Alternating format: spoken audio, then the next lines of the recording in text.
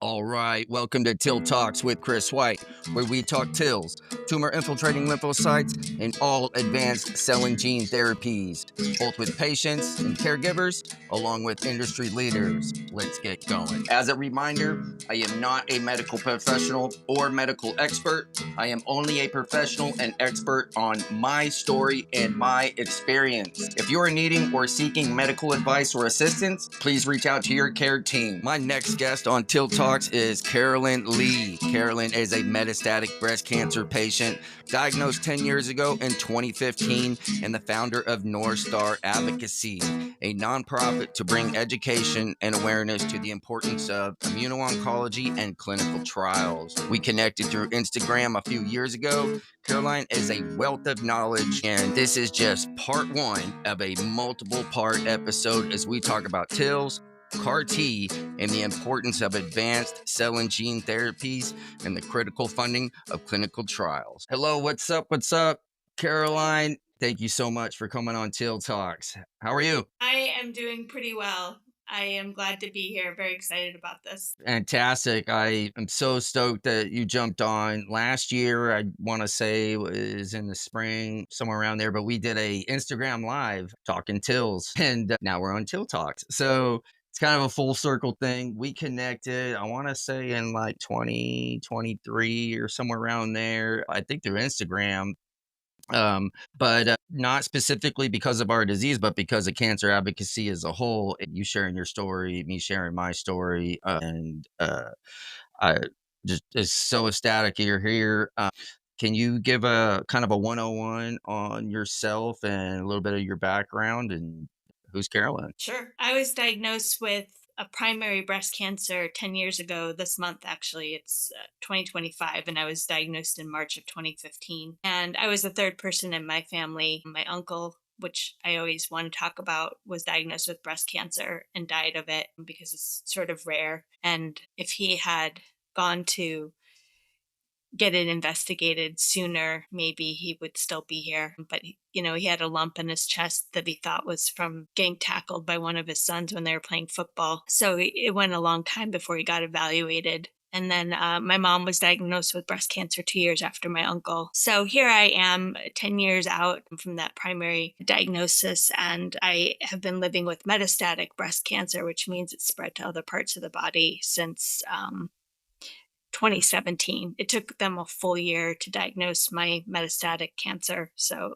we knew I had metastatic cancer in retrospect because I was having rib pain and nobody did the right scan. So it took a full year before the Mets were identified on a scan. Once I was diagnosed with the Mets, I did a Google search and was like, has anybody survived metastatic breast cancer of the type I had? Because there's, several different types. And the story of Judy Perkins popped up. She was somebody who was treated at the NIH using TIL therapy. And I think she was treated in 2015, the year that I was diagnosed. And in 2018, they released a story about her survival, that she had widespread cancer, had tumor in her liver that was really large, and she got the TIL therapy, and she said pretty soon after that she could tell it was working. And as far as I know, it's 2025 and she's still doing well. And so it sort of rocked the breast cancer world with her story, because up until that point, they had been saying that estrogen receptor positive breast cancers were not immunogenic, meaning they didn't elicit an immune response. And so immunotherapies weren't a great option for estrogen receptor positive breast cancer. But I took her story as my inspiration, and I was recovering from an appendectomy at a hotel in Chicago. A friend had flown out and had free points and put us up at the Waldorf for a couple of days. Nice. And I'm reading, we had gone to the hotel and the person at the front desk said, we can't do a free upgrade for you like we usually do. This was to my friend, because ASCO's in town. And I was like, what's ASCO? What a time to be there. I know. I was like, what's ASCO? I didn't know. That takes over the entire town of Chicago. Yeah, 100%. They have their own route to get to the McCormick Center. Yeah, 30,000 people from all over the world. It's like a sea of people. Yep. Mm-hmm. So when you know it, I'm on my phone that night, like 4 a.m., like like figuring out what's ASCO. And then I find out that the researcher who had led Judy Perkins' trial was going to be speaking the next day. So I got on the commuter shuttle that was going from the Waldorf to McCormick and snuck in. I didn't have a badge or No, anything, but I there's love it. people, like, right, so nobody noticed Just me. blend in like you were supposed to be there. Yeah, I mean, nobody noticed me. It was like I had never seen so many people at the Waldorf. Yeah, I mean, it's at it's an the McCormick. experience. Yeah. And I snuck into her talk, this huge lecture hall. And then afterwards, I went up and talked to her and asked her about my situation. And she told me that because I have an autoimmune disease, I wouldn't likely be eligible for the trial if they had more money. This was the catch. If they had more money, they might be able to alter the trial for people Always with autoimmune always disease, funding. right? Always funding. And Always funding. this was in 2018. No, by that time it was 2019 ASCO. Yeah. So, you know, this was 6 years ago and they didn't have the funding for it. And you know, nothing has changed in those 6 years. But even though she told me I wasn't probably eligible, it didn't deter me. I dove into the science of immunotherapy and just for the next 3 years was just all I did was study. I basically kind of put myself through school studying the immune system and immunotherapy. In 2022, I launched a nonprofit called North Star Cancer Advocacy to promote awareness and education about the immunotherapy clinical trials that are available for cancer patients, because that's where all of the breakthroughs are happening. And so that's where you and I met. We met on That's what I was gonna Instagram. say, like, I was like, North Star Advocacy, I was like, sounds like it's from Texas, I'm in North Texas, like, I think we even chatted for a little bit, and then after a while, you were like, "By the way, my name is Caroline," because I was like, "What's your name?" I'm sitting here thinking like, "What's your name?" And then I was like, "Okay, there's a person behind this, okay." You never know, AI and all that. Well, I always forget to lead with that. I'm a science nerd. I just kind that's of dive. okay. Yeah, no.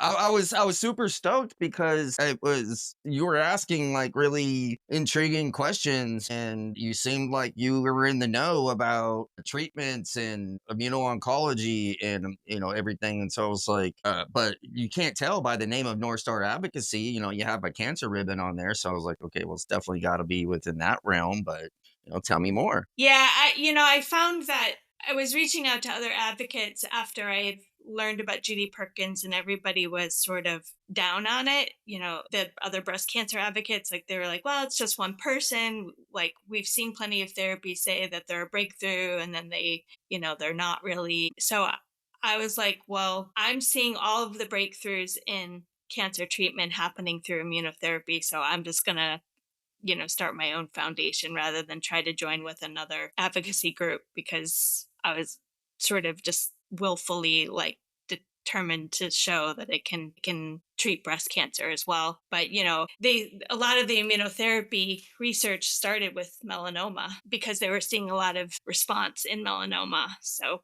I try to keep my like approach broad to beyond breast cancer because what we're learning in other cancers can inform breast cancer as well. One of the main treatments that was thought to be my go-to when I was doing immunotherapies was Keytruda because I had a CDK4 mutation with an MDM2 amplification, and they told me that that is very effective with breast cancer patients. And so I was like, okay, well, I mean, this treatment works for this mutation. I mean, yeah, like let's totally go for it. And that was one of my kind of things to start realizing to myself, like, I need to branch out beyond melanoma. Mucosal melanoma is super rare, but to connect with other people, one with the same mutations, doing the same treatments within the same realm. But when you have metastatic cancer, you're, stage 3 to 4, it's gone to your organs, it's spread from its origin, and especially when it's solid tumor. So that's the commonality with it all is we are solid tumor cancer patients or metastatic, and these treatments that get originated from one study for and get approved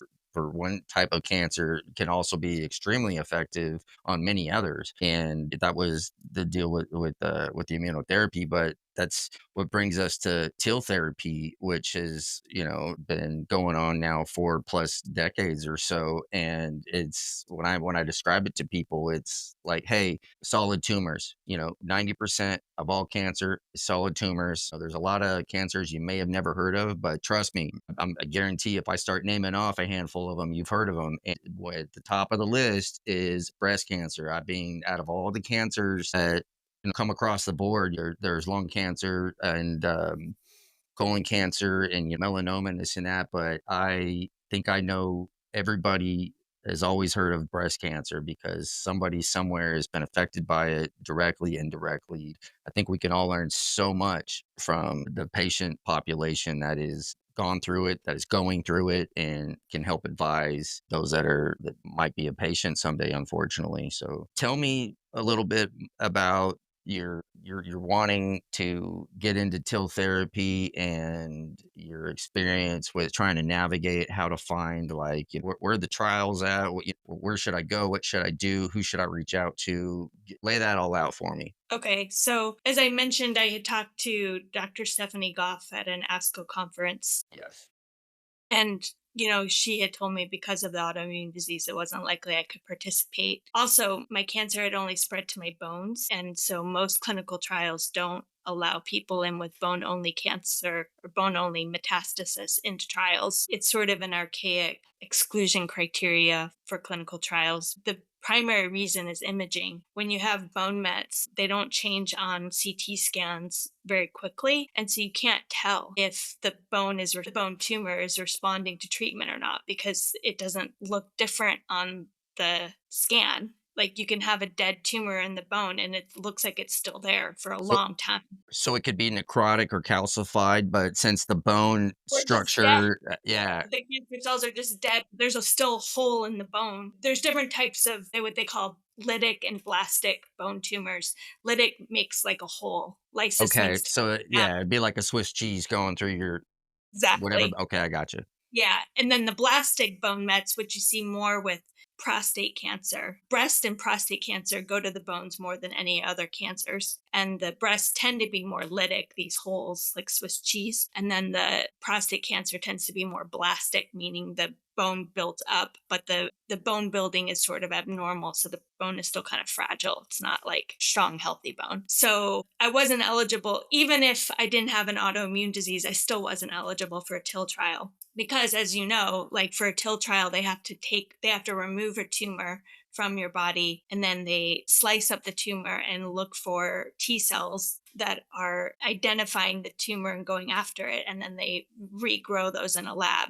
But Dr. Goff explained to me that they hadn't had good success with removing TIL from bone. So it wasn't something they could do. So I had to wait until a tumor But grew elsewhere. I had to wait to get sicker in order to participate in this trial, which I was so frustrated about. Finally, in 2024, in July, a scan came back and said that a tumor that was growing in my lung had grown past the size that they needed, like it was over a centimeter large. And so I sent off my scans to the NIH for the TIL trial to see if I qualified yet. But unfortunately, they didn't think that the placement of the tumor that was growing in my lung was in a safe spot to remove. So there wasn't anything they could safely remove. It was too close to the lining of my lung. Secondarily, we were back to the issue of my autoimmune disease and that even if another tumor grew that was safe to remove, they came back to me and said, because of one of the drugs they give with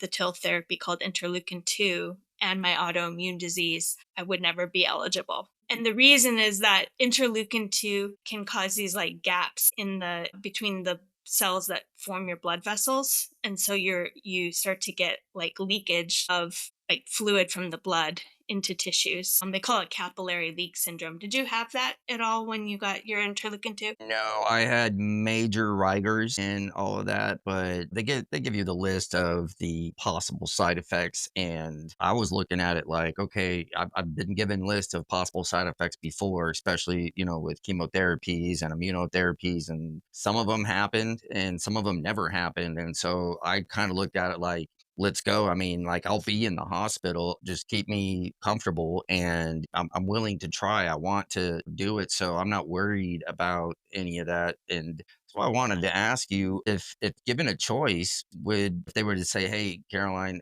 this could happen and it's an exclusion," but if the right to try, that is kind of a thing that really trying to push, because there's a lot of patients that they're willing and wanting to do the treatment, but they just need to be given the chance. And there's definitely safety efficacy that goes along with everything, and everybody's trying to cover their bases. But I mean, if they would have allowed you to get in and to do, they had the tumors to resect, one to monitor, they grew your cells, and you're eligible and able to do it. I mean, even if there is that risk, like, would you have done it? I definitely would have done it. I knew that there was that risk, but I was hoping that they would, as she had told me initially, be able to modify the trial to maybe reduce the risk. When it comes to a clinical trial, the right to try doesn't really apply because it's up to the people running the Yeah, trial it's not versus approved. once an FDA drug is approved, then you have more of a right to try. You're at the mercy of the people running the trial as to whether or not they're willing to take the risk on for you. Was there anywhere else outside of the NCI that is doing TIL therapy for breast cancer that you were able to inquire about? Well, Iovance, which has been created a TIL therapy that's FDA approved based on the trial you were in, wasn't running a trial for breast cancer, but there was another company called Turnstone Bio or Biologics, and they were criteria were open to breast cancer patients. But just through reading research on the internet, I learned that Turnstone was working hand in hand with the researchers at the NIH, probably because, and I think this is a good thing, that, the NIH is the one that has the most experience with TIL therapy. So if you're running new trials, you want to be guided by the people who've been working on Yeah, it for decades. they're the advisors for all the sponsors trying to get into the game because they've been doing it the longest. Yeah, they pioneered it. So I figured Turnstone would have a similar response to me as the NIH, but I did look into it for another friend who did not have an autoimmune disease, and at that point I realized Turnstone had put out a press release saying that they were focusing on colon cancer, Yeah, and the they reason terminated that trial. yeah. Well, they didn't terminate it. I don't think they totally terminated the trial. They just restricted it down to colon cancer patients. And the reason being is that they had one metastatic colon cancer patient have a complete response. Okay, because Yeah. so I not terribly long ago, my family or friends of family, they reach out and they're like, "So and so got diagnosed. Would you mind talking to him?" And I was connecting with someone that got diagnosed with breast cancer. And so when you're navigating the different search sites on specific diseases, and you're trying to get into something like TIL or TIL for itself, certain search words that you can hit within the box that'll also help populate where there's other advanced cell therapies for or autologous cell therapies, or TIL. It's under different search terms, and I came up with this list, and there's 5 studies that are being done for breast cancer now. 2 of them are being done at the NCI in Maryland. One of them was also, with Turnstone, and when I just went to go click on it, it said terminated sponsor decision, and that was the T Bio 4101 through them. But there's 2 other ones. One is at the University of Kansas, and the other one is being sponsored by Tony Doley from Rutgers University, which the one at Rutgers is TCR T cell therapy for gastric, breast, cervical, lung cancer. And the one at University of Kansas is neoadjuvant TIL and response adapted chemoimmunotherapy for TNBC. Uh, it's one of those kind of things to where there are other advanced cell therapies, not the 100% specific of TIL, like they're the same protocol that has been adapted from like Iovance and the Obsidian and all the other KSQs and everybody else. But um, there are other, cell therapies for breast cancer that, we're currently recruiting. I just looked this up right now. University of Kansas, right now, they're currently recruiting for neoadjuvant TIL and response adapted chemoimmunotherapy. Have you come across that? think you mentioned at the end there, though, that it was for TNBC, right? So, well, that was for the one at Rutgers. This one over here that's being done at the University of Kansas, it flat out says in the neoadjuvant TIL and response adapted chemoimmunotherapy for TNBC neotract. Yeah, so the TNBC there stands for triple negative breast cancer. Yeah, which I don't have. Yeah. Yeah, and that's one of the things that, the people that's why I had talked about the story of Judy Perkins at the beginning, because she had estrogen receptor positive breast cancer, which they hadn't thought would respond to immunotherapy, versus the triple negative breast cancers have been more responsive to like the checkpoint inhibitors that they use in melanoma. So Okay. Yeah. My apologies. no, no, no. I think this is good to educate people because until you get into the world of cancer, you don't know anything about this stuff. And then usually, like just breast cancer, for example, you might have heard of breast cancer, but to realize how many different types and subtypes there are. I mean, can you kind of just give me the 101 on that? Sure. I mean, like historically, they have broken breast cancer down into three main types. One is estrogen receptor positive breast cancer, which oftentimes is includes then the progesterone receptor. And sometimes they'll just say hormone receptor positive breast cancer. And then there was a second group, which were called HER2 positive breast cancers, Definitely heard where, of that. yeah, they didn't necessarily have an estrogen or progesterone receptor positive cancer, but they had the HER2 expression. And then the third were the triple negative, which had neither the expression of estrogen or progesterone or HER2. So they became sort of like the bucket of It's cancers that like the didn't. main three. Yeah. Okay. But, it's sort of a construct, right? It's not really a good way to approach cancer. It's a historical way to approach it that needs to change Yes. because and getting into other therapies, which I think is where you're sort of leading us, is there are a lot of CAR T trials, for instance, available for especially for people with triple negative breast cancer, and they have different targets. Like one is which is a protein that gets expressed during fetal development and then goes away. But in cancers, it becomes overexpressed again. So there could be cancers that are in the triple negative breast cancer bucket that are also NY-ESO1 positive, but they're not testing anybody for that. They're not testing to see if your triple negative breast cancer is expressing NY-ESO. Another one is called MUC1, MUC1. That one is more widely expressed across all of the breast cancers, but there could be people within the triple negative breast cancer bucket that are MUC1 positive, and there are 2 CAR T trials available for those people. So we need to move, like the way that they've approached breast cancer needs to change in terms of how we identify the subtypes, because it's not helping and it's not moving people towards clinical trials. No, 100%. Like if they're able to identify more specifically what's within the pathology and you get your genetic report and you're able to identify what gene went rogue and you can isolate that, then whatever it was that caused it to mutate, if you can figure that part out, then you can essentially like solve the problem. It's like a missing algebra equation almost. And I'm so glad you brought up CAR T because CAR T historically has been for hematologic cancers. That's where it's cut its teeth on. And there's so much more movement right now in the solid tumor space, both like you said within breast cancer. I know what's going on in melanoma, and but would it still be the same kind of a process for a breast cancer patient that would be doing CAR T, where they go in and they do an apheresis and that kind of to collect the cells? Yeah, so I just participated in a CAR T trial in combination with what's called an oncolytic virus. And they didn't do apheresis on me. They just took a pint and a half of blood. Okay, okay. They do, and I kept That's a asking them, lot though.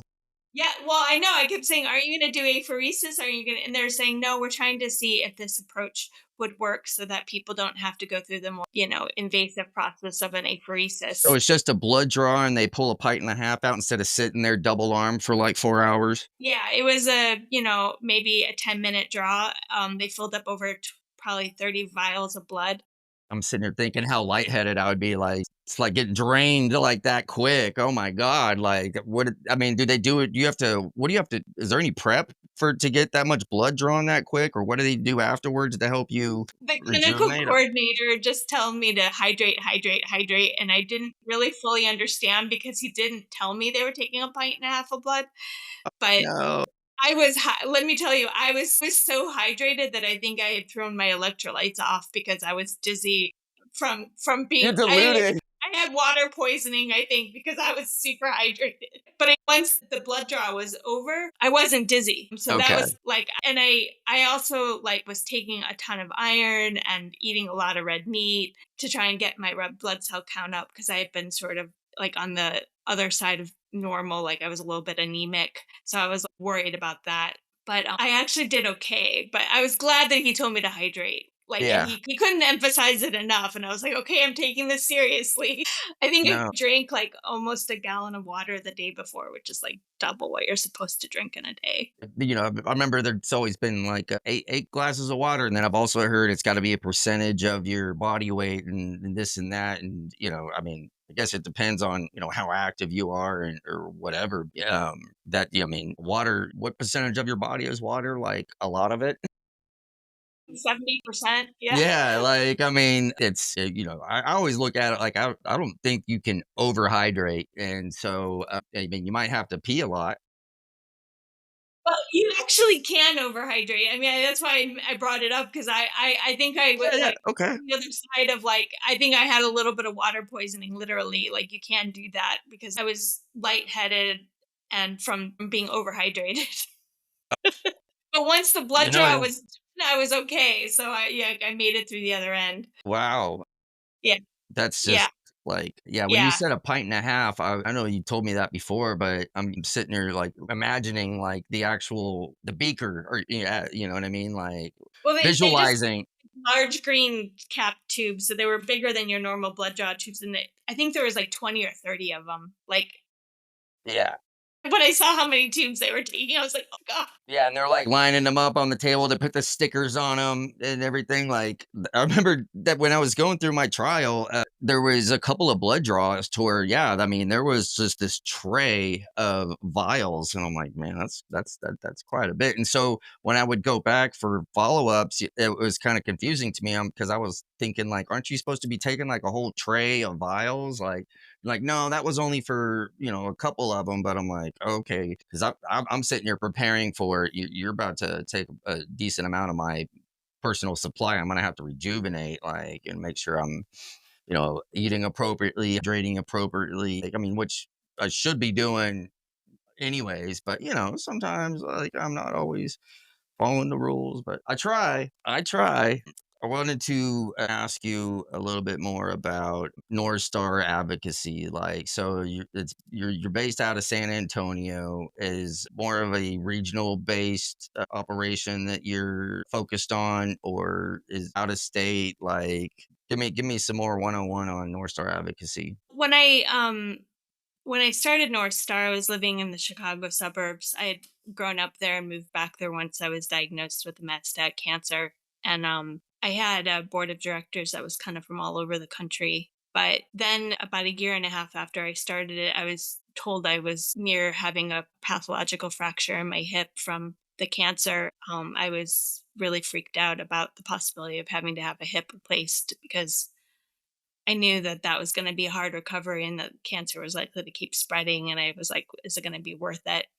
And so North Star kind of went quiet for a little while, while I had went through that.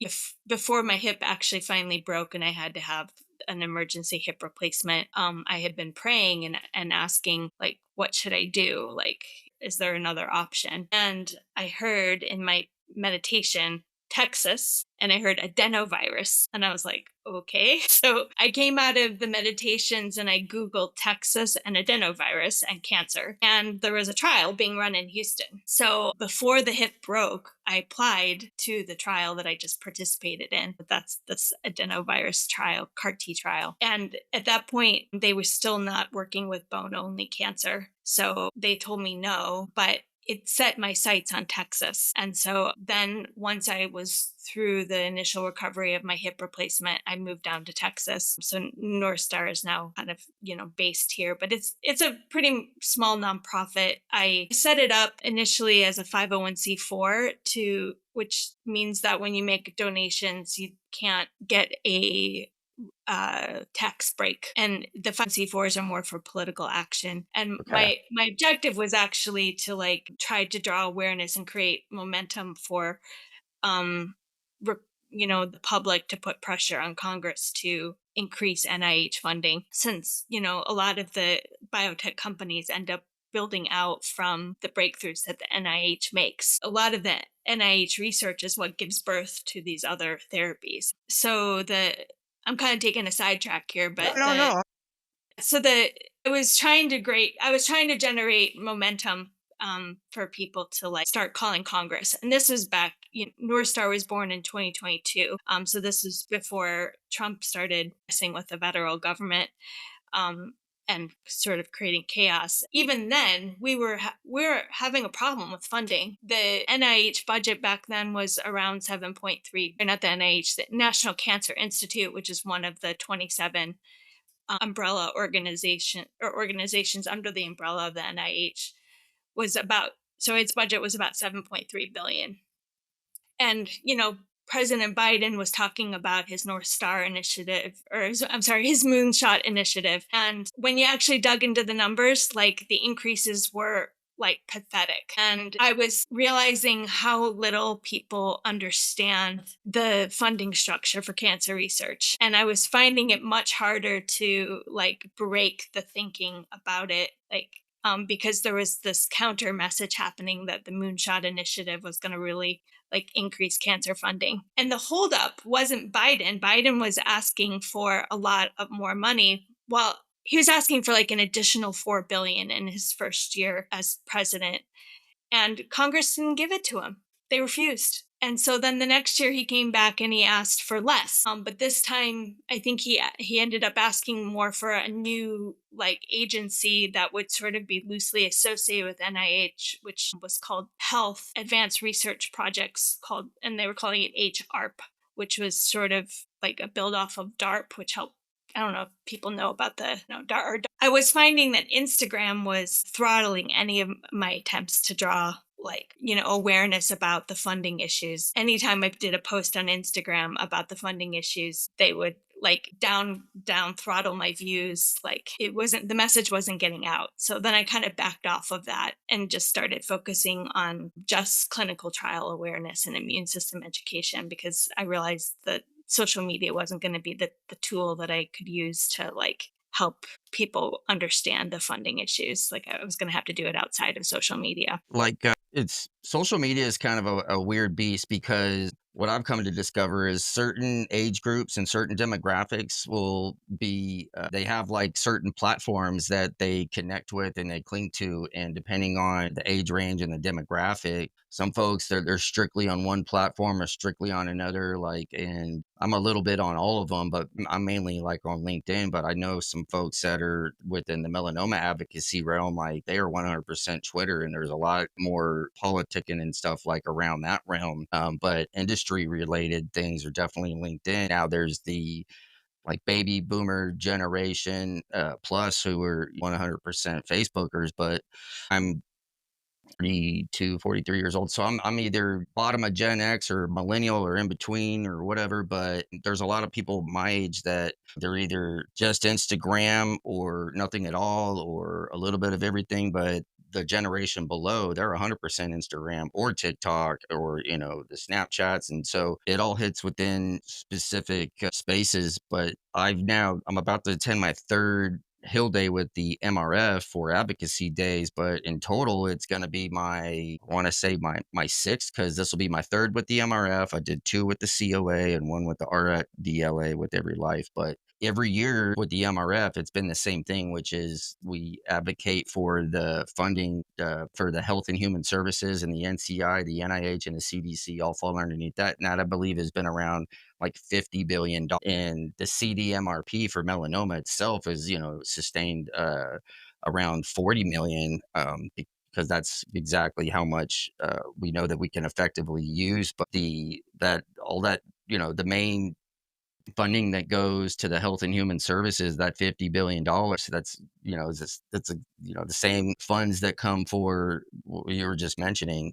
That's how it gets dispersed, you know what I mean, to the different main sections of the research. And precision medicine is, I think, I mean, I feel it's like the leader of like all medicine, not just oncology, but autoimmune disease, diabetes, rheumatoid arthritis, like sickle cell, I mean, whatever. But precision medicine, and that's kind of, I feel, where the future of all medicine's going. So traditional molds of, surgery, chemotherapy, like that's will always be there, but not going to be like the go-to. I mean, I wish we were still in the age of like, bartering and trading, but everything still costs money. Yeah. We all Yeah, need I mean, funds. the level of precision they've needed to get to understand individual cancer and immune system cells is costly. Eventually, those costs will come down as like it becomes sort of a routine technology. But Yeah. Standard of that, care. yeah, yeah. But that those breakthroughs in the science of being able to like look at the RNA inside of a single cell and determine what activities that cell is actually doing, I think has propelled cancer research, which it's not and to your point about like kind of, I think you're making about funding a bigger umbrella beyond just cancer. It's like when you're looking at all these different diseases, you still need this like this primary technology that is not disease specific. Um, even like the immunotherapy, that research was not being done to cure cancer. They were just trying to understand how T cells worked, which is like completely unrelated to the cancer, or at least that there was in their mind at the time. So just funding basic primary investigative research that doesn't necessarily have an aim can actually lead to breakthroughs in all these other different diseases. The first immunotherapy wasn't even approved till what, 2012, Jim Allison, right? Yeah. And like he'd been working on it forever. I mean, like the Carl June and Steven Rosenberg out of the NCI, CAR T till from the 70s, the 80s. I mean, IL-2's been around for a really long time, but after these biologics were introduced and focusing on using someone's immune system to attack and fight back and or help take what your body naturally has instead of just poisoning everything. I mean, completely changed the game. I had no clue about any of this that we're talking about when I was diagnosed in 2018. I'll let you know, you hear the words cancer and you just figure cut it out. And yeah, you do chemos and possibly radiation, but that's it. You'll lose your hair, you're gonna be throwing up, you'll look sickly, you'll smoke some pot, like. But that's literally that was the knowledge that I knew. Or I mean, that's the only conception I even had of it. And I think that's the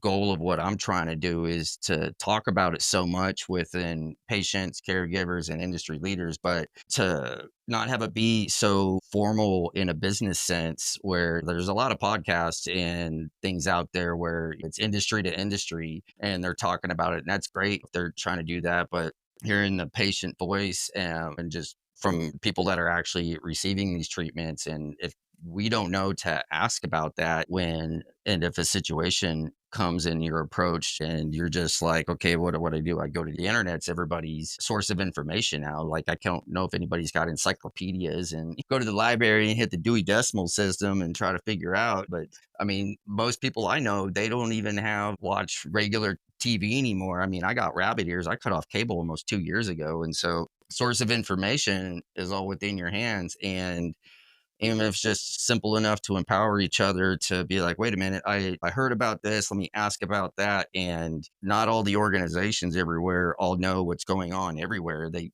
definitely know a lot, but sometimes there's just not enough time of the day to know everything about everything everywhere. And so you got to be your own voice. You got to be your own advocate. And that's why I love having these conversations. I mean, like you have a sort of a medical background, correct? Yeah, I was a practicing licensed acupuncturist in California for 15 years. I had gone out to California to do a 4-year master's program in traditional Chinese medicine. But in California, we're considered primary care providers once we get our license, meaning that a patient can come see us and we can refer them to a specialist without having to go through another primary doctor. And we can order blood work, and insurance has to pay for it.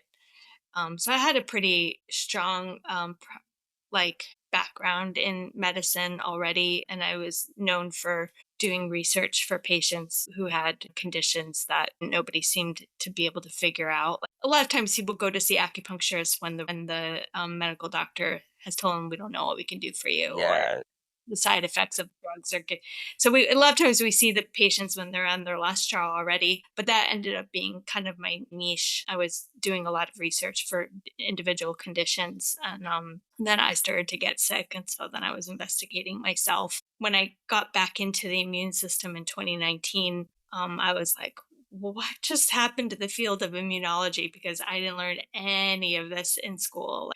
I had graduated in 2003, and didn't recognize like the immune system research that had been done. Like it was blowing my mind. I'm like, did I miss this, or did we just discovered all of this in the last, like, you know, uh 16 years? I was just like certain amount of continuing education, but if it's, doesn't fall within the wheelhouse or you're not required to do it, tend to learn it by default. Like you were saying, you were helping other patients try to figure out what was going on. I'm sure that played a huge role in a lot of the knowledge that you currently have. Yeah, I mean, I think it helped me get into the research a little bit faster because I already had a background in the medical terminology, like in understanding medical literature. That's half the battle. If you know what the word means, then you can what they're presenting is more accessible. But then there were specifics to things about the immune system that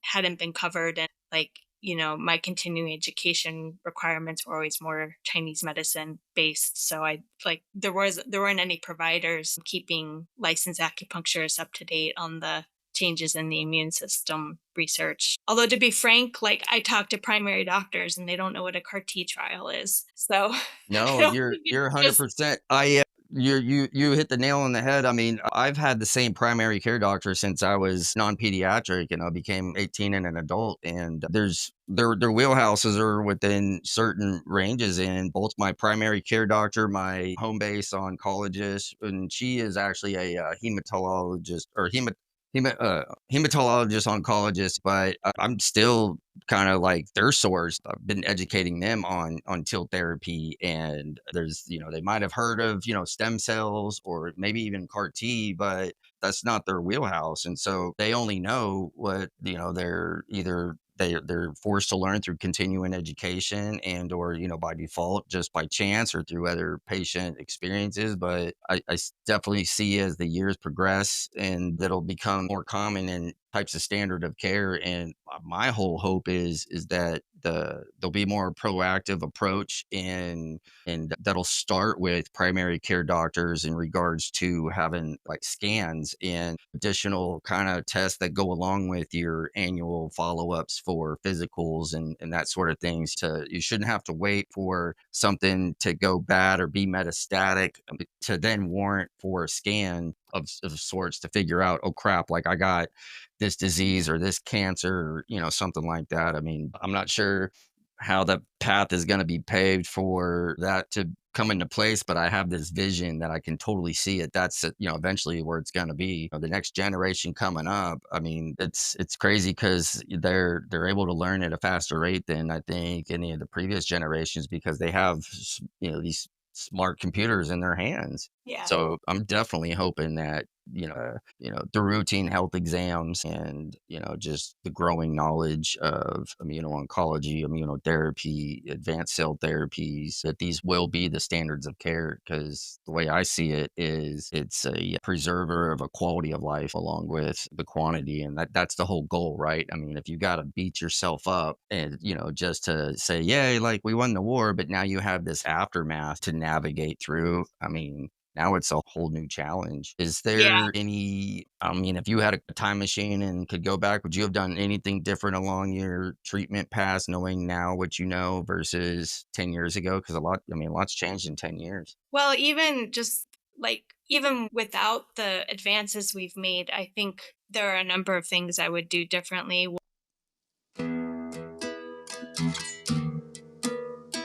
As I mentioned when I introduced Caroline, this is just part of our chat, and it's to be continued next on Till Talks soon. So stay tuned as we pick up just where we left off and dive more into the conversation. That concludes today's episode as we talk TILs, tumor-infiltrating lymphocytes, and all advanced cell and gene therapies. As a reminder, I am not a medical professional or medical expert.